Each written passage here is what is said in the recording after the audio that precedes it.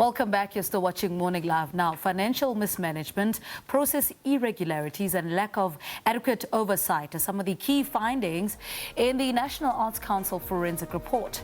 The forensic report was instituted after numerous allegations and complaints from the creative industry, certain individuals and some NAC independent panel members about alleged mismanagement and maladministration of the PESP process by the by the National Arts Council, rather. Now, to help us unpack the report, we are joined by Advocate Makhosini Nkosi, who is the National Arts Council member.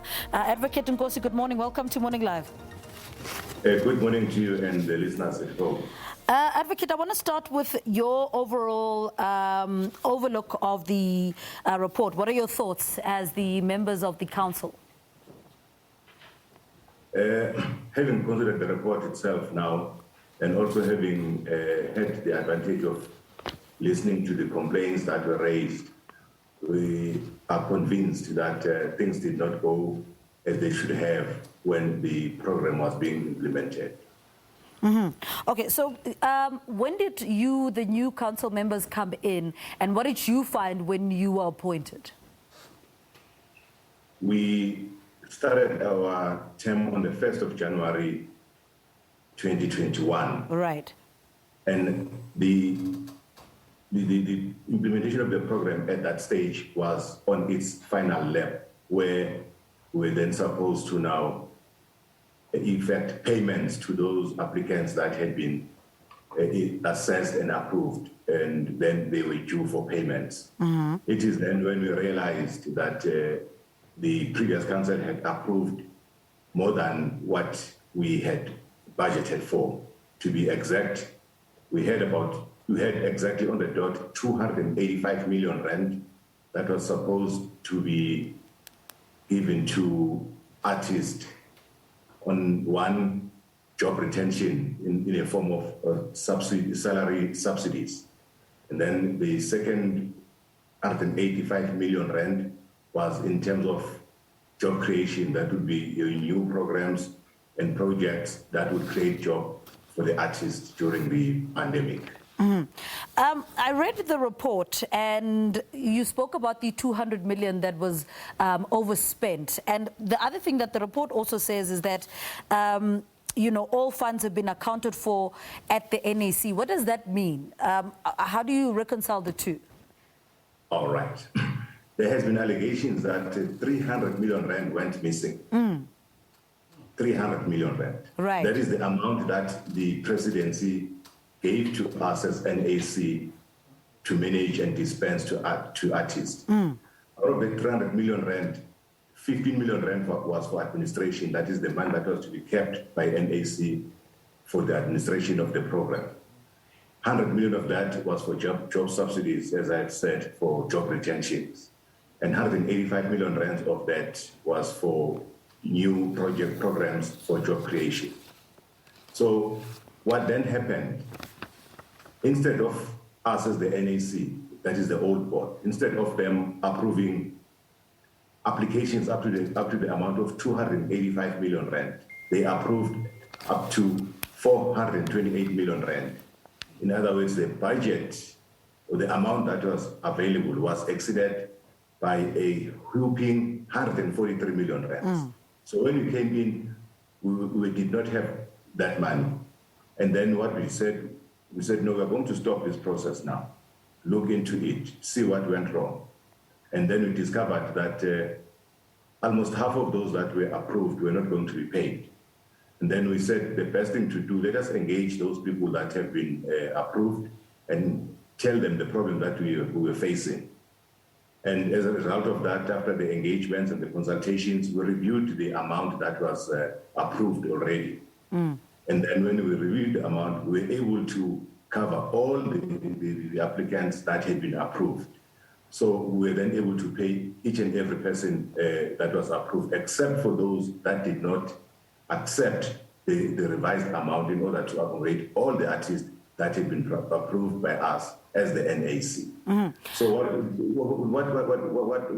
the report says is that no money has been stolen, each and every month, each and every cent that was given to us by the presidency can be accounted for. It has been paid to the deserving artist, except for those that one did not accept the revising amount, and they are taking us to court, and we are currently trying to find an amicable solution to that. And those that have not submitted the compliance report, for us to pay them the balance of their funding. So no money cannot be accounted for. In looking at the report, sorry, Advocate, in looking at the report, if you remember, right at the beginning when this issue came out, one of the allegations was that record label owner Arthur Makhosini had received more than what he was supposed to receive. What is the situation there, and what has been his response? Is he one of the people that will receive, has received all that money? What happens there? Look, from the report itself, there has been no such finding. And categorically dismiss that allegation that Adam Makhosini was funded for more than what he had applied for, or he was given more than what he actually deserved. Okay. Indeed, there were cases where people were approved for more than what they had applied for. And that was wrong. Because if a person has applied for a particular amount, that person should be assessed, and if approved, he should be approved for the amount that person had applied for, not give a person more than what he had requested. But we have also considered all that. We have tried to a very large extent to correct that. Yeah. Now, your Chief Executive Officer and the Chief Financial Officer have been charged. What are the charges against the two? The charges against the two are those of financial mismanagement, in that they have contravened the Public Finance Management Act and some of our internal policies as the NAC. Also, the lack of proper oversight in their capacities now as managers. What happens now? Currently, the two are on suspension. No processes have been commenced, which they've been served with the charges. The first sitting was on the 16th of November, and charges were put to them, to which they pleaded not guilty. And both matters have been postponed to respective dates for the hearing to continue. You know, another finding is that the report, however, did identify a conflict of interest in some former council members. I do have other names, because the names that we do have is of the CEO and the CFO, but who else on that council members were involved in conflict of interest? All right, let me just clarify that. The report found that the council failed to exercise appropriate oversight over that program. It was the duty of the council to ensure that as applications were being approved, and I was also kept on the amount that were being approved and compare that to the budget that we had. So that is why the council is said to have failed to exercise proper oversight.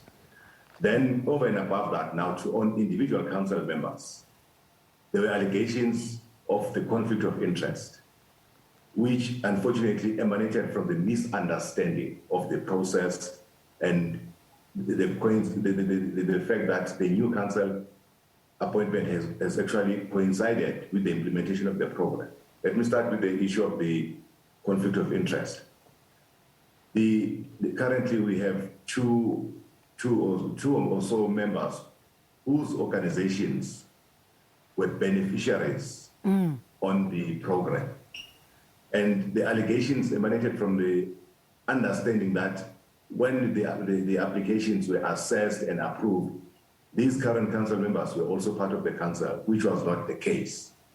The minister had commissioned an investigation into that, and which cleared these members. Also, this report, the one that you're referring to, the Mazars report, yes, it is very clear and categorical that the allegations of the conflict of interest on the part of the members is unfounded.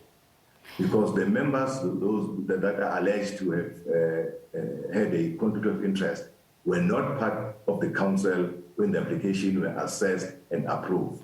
That is on the conflict of interest. Then the other category of complaints about the council is that some council members participated in the assessment of the applications. They sat on those review panels, which is the contravention of Section 11, subsection 2 of the National Arts Council Act. And also, the old council on the 19th of September 2020 took a resolution that no member of council may be part of the panels that were assessing the applications, which was a correct decision, by the way. But some council members, despite that, did participate in those panels. And they were paid, all of them were paid about 511,000 rand for sitting in those panels, which was in contravention of the law. All right. And what we are doing there then now, those members that are still part of the council, the current council, who were also part of the old council, there is a process that they are being taken through. Corrective measures are going to be implemented. And those that are no longer part of council, we are going to initiate the processes to recover the monies that were paid to them for sitting in those panels when they were not supposed to sit there. All right, Advocate Nkosi, we are running out of time, and I want to touch on the National Arts Festival, a court ruling that you need to fund 8 million rands. What's the situation there with the National Arts Festival? Look, those are the ones who are among those that refused to assist us to resolve the problem. And they went to court, and the court found that because the old council had already issued letters of commitment to them, we are bound by those letters. Therefore, we have to pay them. They're not the only ones. There are others who refused to accept our revised figure. We are currently engaging in a process to find an amicable solution and also to avoid unnecessary litigation that would also spend the money that would go to council on legal fees. We are trying by all means to resolve that. We are confident that we are going to resolve that problem to the satisfaction of all the parties concerned. All right, Advocate Nkosi, thank you so much for talking to us. Advocate Makhosini Nkosi is the National Arts Council member, helping us unpack the National Arts Council forensic report. So much of that report that we need to unpack, but we've run out of time. One of the findings that the council overspent their budget by almost 200 million rand. That is a lot of money that's supposed to be going to the creative sector. All right, it's just gone 8 o'clock.